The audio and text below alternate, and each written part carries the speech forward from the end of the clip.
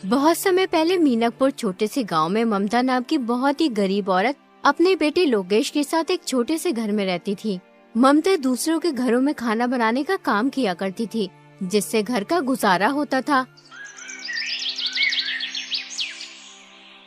एक दिन ममता लोकेश से कहती है, लोकेश बेटा, जा भानु भैया की दुकान से घर का राशन ले आ। अगर वो पैसे मांगे तो कह देना कि पैसे अगले महीने दे देंगे। ठीक है माँ, मैं अभी राशन ले आता हूँ। लोकेश भानु की दुकान पर राशन लेने पहुँच जाता है। वो भानु से कहता है, भानु भैया, माँ ने राशन मंगाया है। उन्होंने कहा है कि पैसे अगले महीने दे देंगे। तुमने मुझे क्या समझ रखा है, जो मुंह उठाए उधार लेने चले आते हो यहाँ। अरे उधार की वजह से मेरी दुकान बंद होने की कगार पे है। अभी तुमने पहले के पैसे दिए नहीं है और उधार लेने चले आए। देखो भाई, मैं उधार का कोई सामान नहीं दे सकता। भानु दुकानदार की ये बात सुनकर लोकेश अपने घर की ओर चल पड़ता है और वो सोचने लगता है, मैं कितना अभागा हूँ जो 2 वक्त के खाने के लिए पैसे नहीं जुटा सकता। माँ किस तरह दूसरों के घरों में काम करती है। अब मुझसे उनका दुख देखा नहीं जाता।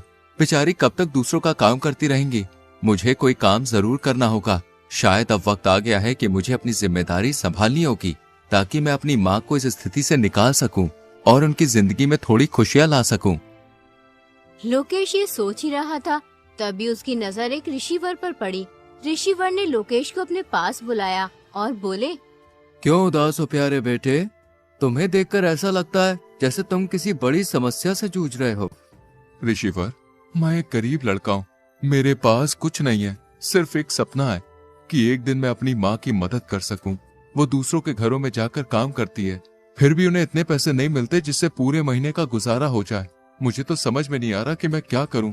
मेरी जिंदगी में आगे क्या होगा। तुम्हारे मन में जो सपना है वो एक दिन जरूर पूरा होगा बेटा। तुम बड़े तकदीर वाले हो। तुम्हारा भाग्य बहुत उज्जवल है। बहुत ही जल्दी ऐसा वक्त आएगा जब हर किसी की जुबान पर सिर्फ तुम्हारा नाम होगा। लेकिन मैं तो केवल एक साधारण सा लड़का हूँ। मेरे पास तो साधन भी नहीं है और ना ही मैं कोई राजा हूँ। फिर हर किसी की जुबान पर मेरा नाम क्यों होगा स्वामी? मैं समझ नहीं पा रहा हूँ कि आप क्या कहना चाहते हैं। इस संसार में हर एक व्यक्ति की कहानी अनोखी होती है और तुम्हारी कहानी अभी शुरू हुई है। इतना कहकर ऋषिवर वहाँ से चले जाते हैं। लोकेश को उनकी कोई भी बात समझ नहीं आती है और फिर लोकेश भी अपने घर चला जाता है। बेटा, तू खाली हाथ क्यों चला आया? मैंने तो तुझे घर का राशन लेने भेजा था। माँ, भानु भैया ने उधार राशन देने के लिए मना कर दिया है। वो कह रहे थे कि मैं तुम्हें और उधारी नहीं दे सकता। तुम्हारे ऊपर पहले के ही बहुत पैसे हैं। कोई बात नहीं बेटा, मैं आज मालकिन से पैसे लेकर आऊंगी। तू भानु का हिसाब कराना। जा तू खाना खा ले। माँ, मैं खाना बाद में खाऊंगा। आप पहले मुझे एक बात बताओ। जब मैं रास्ते में आ रहा था तो मुझे एक ऋषिवर मिले थे। वो कह रहे थे कि मैं बहुत तकदीर वाला हूँ। कुछ ही दिनों में हर किसी की जुबान पर मेरा ही नाम होगा। मैं तो उनकी बात समझ ही नहीं पाया। अगर तुम्हें कुछ समझ में आया तो तुम मुझे बताओ माँ। क्या सच में उन्होंने ऐसा कहा? हाँ माँ, उन्होंने ऐसा ही कहा। बेटा, जब तेरा जन्म हुआ था तब भी एक ऋषि ने मुझसे कहा था कि ये तेरा बेटा बहुत भाग्यशाली है, बड़ा होकर ये राजकुमार बनेगा। लेकिन मैंने उनकी बात पर कुछ ध्यान नहीं दिया था। माँ, ये सब फिजूल की बातें हैं। भला एक गरीब माँ का बेटा राजकुमार कैसे बन सकता है? राजकुमार तो राजा का बेटा बनता है। तुम सही कहते हो लोकेश, लेकिन कभी कभी ये भविष्यवाणी सच भी हो जाती है। मैंने खुद अपनी आंखों से भविष्यवाणियों को सच होते हुए देखा है। हमारे गांव में सुनीता नाम की एक औरत ने एक बेटी और बेटे को जन्म दिया था। उन बच्चों की खुशी में उस औरत के पति महेंद्र ने आसपास के सभी गांवों में दावत की थी। वो औरत भविष्यवाणी में बहुत विश्वास करती थी, इसलिए उसने अपने बच्चों का भविष्य पूछने के लिए एक ऋषि को बुलाया। उस ऋषि ने उससे कहा, मैं तुम्हें इन बच्चों का भविष्य नहीं बता सकता और तुम्हारे लिए भी यही बेहतर होगा कि तुम कभी भी इन बच्चों का भविष्य जानने की कोशिश मत करना, वरना तुम्हारा ये खुशहाल जीवन पल भर में दुख में बदल जाएगा। लेकिन ऋषिवर, ऐसा क्या है इन बच्चों के भविष्य में जो आप हमें बताना नहीं चाहते? हमने तो ऐसा कोई पाप नहीं किया है जिसकी सजा इन बच्चों को मिले। कितनी दुआओं के बाद ईश्वर ने हमें ये 2 जुड़वा बच्चे दिए हैं। कृपया करके आप मुझे बताएं, इन बच्चों के भविष्य में क्या लिखा है? ठीक है, अगर तुम अपने बच्चों का भविष्य जानना चाहती हो तो सुनो। तुम्हारा ये बेटा बड़ा होकर अपनी जुड़वा बहन से शादी करेगा। ऋषि की ये बात सुनकर सुनीता के होश उड़ गए।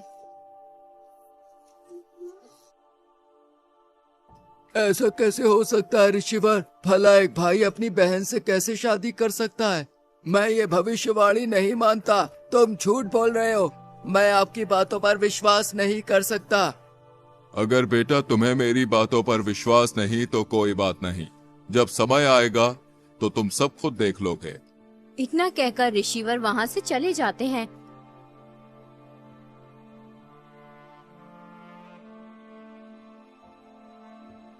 फिर सुनीता अपने पति से कहती है, नहीं, ये तो असंभव है।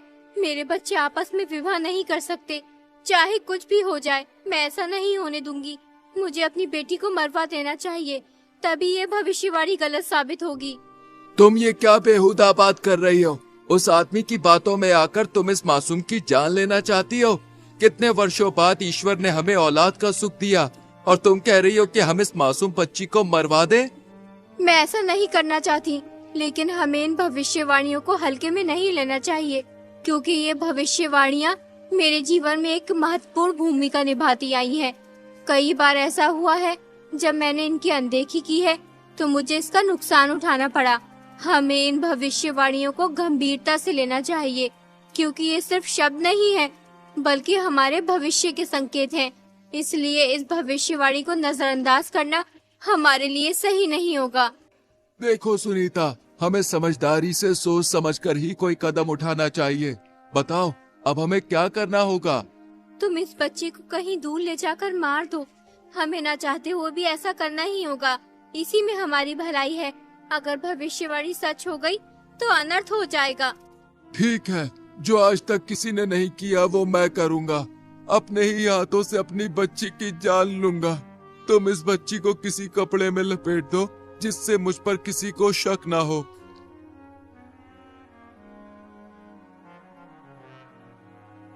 वो आदमी उस बच्ची को एक ऊंची पहाड़ी पर ले जाता है और फिर उसे पहाड़ी से नीचे फेंक देता है, लेकिन वो बच्ची किसी तरह बच जाती है।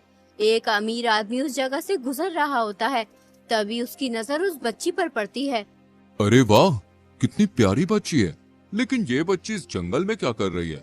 इसे यहाँ पर कौन छोड़कर गया होगा? मुझे इसे अपने साथ लेके जाना चाहिए, वरना इसे कोई जंगली जानवर खा जाएगा। वो अमीर आदमी उस बच्ची को अपने घर ले जाता है। अरे कहाँ हो भाग्यवान, जरा जल्दी इधर आओ। ये देखो मेरे साथ कौन आया है। अरे ये किसका बच्चा उठा लाए हैं आप? मैं क्या तुम्हें कोई बच्चा उठाने वाला दिखाई देता हूँ? अरे नहीं, मेरा मतलब वो नहीं जो आप समझ रहे हैं। मेरे कहने का मतलब ये है कि तुम्हें ये बच्चा कहाँ से मिला? ये नन्ही परी मुझे पहाड़ियों वाले जंगल में मिली है। पता नहीं इसे वहाँ पर कौन छोड़ के गया था। मुझे इस बच्ची पर दया आई और मैं उसे उठा के ले आया। ये तुमने बहुत अच्छा किया जिस बच्ची को अपने साथ ले आए। देखो ये बच्ची कितनी सुंदर है, देखने में बिल्कुल चांद का टुकड़ा लग रही है। आज से ये बच्ची हमारे परिवार का हिस्सा है। हम इसे भी अपने बेटे सुहन की तरह ही पालेंगे। अब से हमारे एक नहीं बल्कि 2 बच्चे हैं। यूं ही कई वर्ष बीत जाते हैं। अब वो दोनों भाई बहन बड़े हो चुके होते हैं। अपने बेटे को जवान होता देख सुनीता और उसका पति बहुत खुश होते हैं कि भविष्यवाणी गलत साबित हुई, लेकिन होना तो वही था जो तकदीर में लिखा था।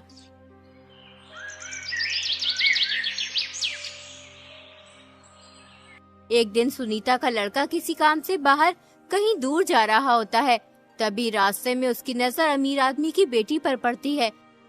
उसे देखकर वो सब कुछ भूल जाता है। वो अपने माँ बाप को बगैर कुछ लड़की से शादी कर लेता है और उस लड़के घर ले आता है। माँ, मैंने इस लड़की से शादी कर ली है। ये सेठ हमीर चंद की बेटी है। बेटा, तुझे शादी करने की इतनी भी जल्दी क्या थी? एक बार हमसे पूछ तो लेता। आखिर हम तेरे माता पिता हैं। हमने तुझे पाल पोस कर इतना बड़ा किया है, इसलिए हमारा भी हक बनता है कि तेरे सुख दुख में साथ रहें। अरे भाग्यवान, तुम भी ये क्या बात लेकर बैठ गई हो? अरे हमें तो खुश होना चाहिए। हमारे बेटे की खुशी में ही तो हमारी खुशी है। बेटी, तुम बहुत दूर से चल के आई हो, जाओ थोड़ा आराम कर लो। बेटी, तुम कितने भाई बहन हो? सासू जी, हम 2 भाई बहन हैं, लेकिन मैं सेठ अमीर चंद की सगी बेटी नहीं हूँ। मैं तो उन्हें पहाड़ी के पास मिली थी। लेकिन उन्होंने मुझे कभी माँ पापा की कमी महसूस नहीं होने दी। अपने बेटे की बहू के मुंह से ये बात सुनकर सुनीता सब समझ जाती है कि ये लड़की हमारी बेटी है। वो इस बात को अपने पति महेंद्र को भी बताती है कि भविष्यवाणी सच साबित हुई। ये बात किसी तरह सुनीता के बेटे को भी पता चल जाती है कि जिस लड़की से उसने शादी की है वो उसकी सगी बहन है, इसलिए वो अपनी जान ले लेता है और फिर वो लड़की भी मर जाती है। ये तो बहुत बुरा हुआ। इस बात को सुनकर मुझे पूरा विश्वास हो गया कि भविष्यवाणियां सच होती हैं। हमें इन्हें हल्के में नहीं लेना चाहिए। हाँ बेटा, मैं तुझे यही समझा रही थी कि इन भविष्यवाणियों को झूठ समझने की कोशिश मत करना। इसका मतलब वो ऋषिवर सच कह रहे थे कि मेरे मन में जो सपना है वो एक दिन जरूर पूरा होगा और बहुत जल्दी मेरा भाग्य उज्जवल होगा। उसके बाद हर किसी की जुबान पर सिर्फ मेरा नाम होगा। जिस राज्य में लोकेश रहता था उस राज्य का राजा सूरजमहल बहुत ही शांति प्रिय और दयालु था। उसके शासन में सभी खुश रहते थे। प्रजा भी राजा को बेहद पसंद करती थी। हर कोई गर्व महसूस करता था कि वे ऐसे राज्य में रहते हैं जहां एक शांति प्रिय और समझदार राजा शासन कर रहा है। राजा के राज्य की इस उचित व्यवस्था के पीछे जिस आदमी का हाथ था वो थे उनके सबसे प्रिय सलाहकार रघुवीर सिंह। रघुवीर सिंह के रहते राजा को कभी कोई दिक्कत महसूस नहीं हुई, लेकिन अचानक एक दिन रघुवीर सिंह की मृत्यु हो गई। इससे राजा को बहुत दुख हुआ। अब उनके प्रमुख सलाहकार का पद खाली पड़ा था। वो चाहते थे कि पूरे राज्य में सबसे बुद्धिमान और जवान आदमी को ये पद मिले, इसलिए वो अपने मंत्री से कहते हैं, पूरे राज्य में घोषणा करवा दो कि जो भी व्यक्ति राजा की 3 पहेलियों का सही जवाब देगा उसे राजा 1000 सोने के सिक्के और अपना प्रमुख सलाहकार नियुक्त करेंगे। अगले ही दिन मंत्री ढिंडोरची को घोषणा करवाने के लिए भेज देते हैं। सुनो ए लोगों, महाराज सूरजमल का ताजा फरमान जरा गौर से सुनो। महाराज के सबसे प्रिय सलाहकार रघुवीर सिंह की अचानक मृत्यु हो गई है, इसलिए अब उनका पद खाली है। जो भी व्यक्ति महाराज की 3 पहेलियों का सही जवाब देगा उसे महाराज 1000 सोने के सिक्के और अपना प्रमुख सलाहकार नियुक्त करेंगे। कौन जाने अब हमारे मुल्क का क्या होगा। क्यों बाबा, कोई आफत आ गई है सलाहकार की मृत्यु होने से? बेटा, आफत तो कुछ नहीं आई। रघुवीर सिंह बहुत ही अच्छा इंसान था। ईश्वर अच्छे इंसान को जल्द ही अपने पास बुला लेता है। बेचारा हमेशा प्रजा की भलाई चाहता था। मैंने कितने ही सलाहकारों को बदलते देखा है, मगर यकीन मानो रघुवीर सिंह जैसा कोई नहीं था। वो हमेशा गरीब मजलूम लोगों के हित में ही सोचता था। पता नहीं अब राजा का नया सलाहकार कौन बनेगा जो हम जैसे गरीबों के बारे में सोचेगा। अगले ही दिन राजमहल में बहुत से आदमी जाते हैं, लेकिन कोई भी राजा की पहेलियों का जवाब नहीं दे पाता है। यूं ही 3 दिन गुजर जाते हैं। एक दिन लोकेश अपनी माँ से कहता है, माँ, क्यों ना एक बार मैं महाराज के पास जाकर इन पहेलियों का जवाब दूं? बेटा, राजा हर बार पहेली बदल कर पूछता है। अभी तक कोई भी तीनों पहेलियों का सही जवाब नहीं दे पाया है। बहुत से अक्लमंद लोगों ने पहेलियों का जवाब देना चाहा, लेकिन हर कोई नाकाम रहा। तुम उन अमीर लोगों के बीच कैसे जा सकते हो? वहाँ बहुत ही तजुर्बेकार और होशियार लोग आए हुए हैं। माँ, बिल्कुल भी परेशान ना हो, मैं महाराज के पास जरूर जाऊंगा। सोचो, अगर मैंने पहेलियों के जवाब दे दिए तो 1000 सोने के सिक्के मिलेंगे। फिर तुम्हें किसी के घर जाकर काम करने की जरूरत नहीं होगी और मैं भी महाराज का सलाहकार बन जाऊंगा। ठीक है बेटा, तू इतना कह ही रहा है तो जा। मेरी दुआएं तेरे साथ हैं। ईश्वर तेरी हिफाजत करे।